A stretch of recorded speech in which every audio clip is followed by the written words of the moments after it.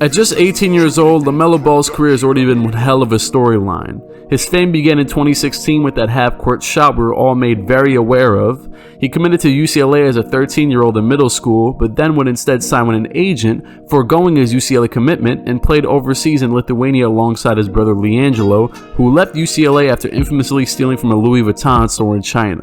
Following his Lithuania stint, LaMelo played in both his father's JBA league and went back to high school for his senior year at the Spire Institute in Ohio. And as we now head into the 2020 draft, Ball has completed yet another professional overseas season, this time in the Australian NBL League. This season was pretty different from the others though, as early on in September it was indicated by ESPN's Jonathan Wasserman that Ball seemed to be solidifying himself as a top talent in the draft, impressing against the Australian pros. Some started to question whether or not LaMelo could eventually become the better of the three Ball brothers, considering his overall talent on the offensive end when it comes to shooting and passing the basketball.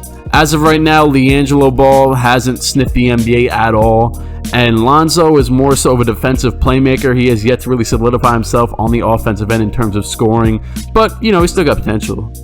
But let's just cut to the chase already.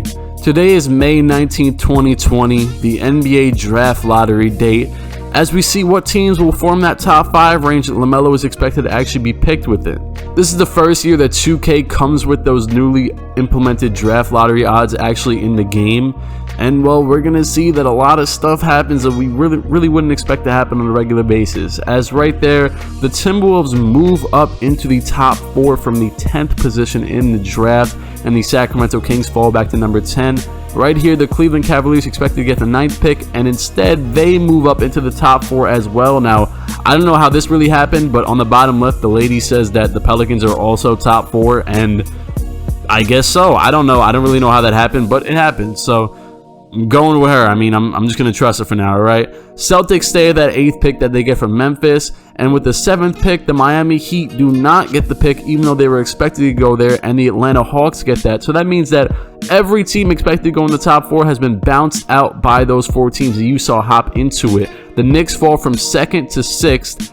And then at the 5th pick, as we already know, the Hornets are going to fall from the 1st projected pick to the 5th pick.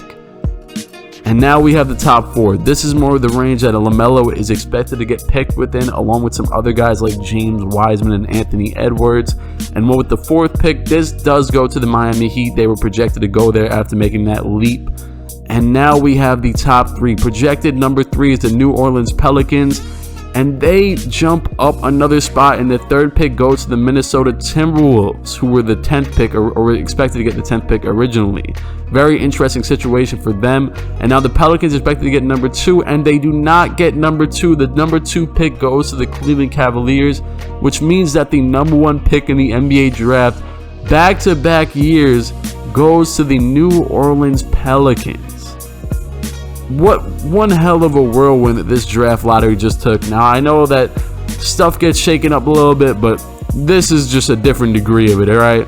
Literally all 4 teams in the top 4 were shaken up, and now we have a whole completely different outlook on this draft. We could take a quick look here and show that LaMelo impressed in these individual workouts with the 3-point shooting and all that stuff, but we do not need to waste any more time. The NBA draft is here, and with the first pick, the New Orleans Pelicans select James Wiseman from Memphis, 7'1" center. They do not pick LaMelo Ball to pair him up with Lonzo, and it's pretty evident that Lonzo does not have a lot of leverage in that organization.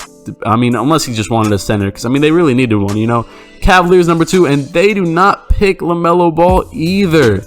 Anthony Edwards goes to the Cavs. Now, they do not need a point guard, let's be honest, but it's the Cavs. They just picked Darius Garland on top of Colin Sexton already being there.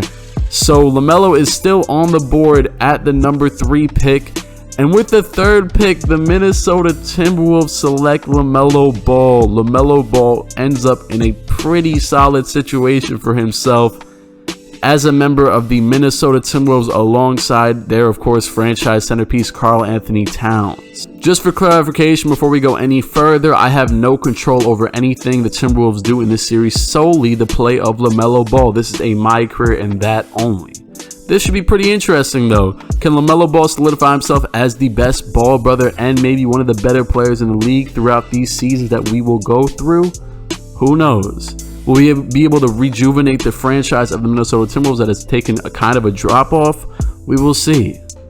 Like the video if you're ready for episode 2, and I'm out. Cut.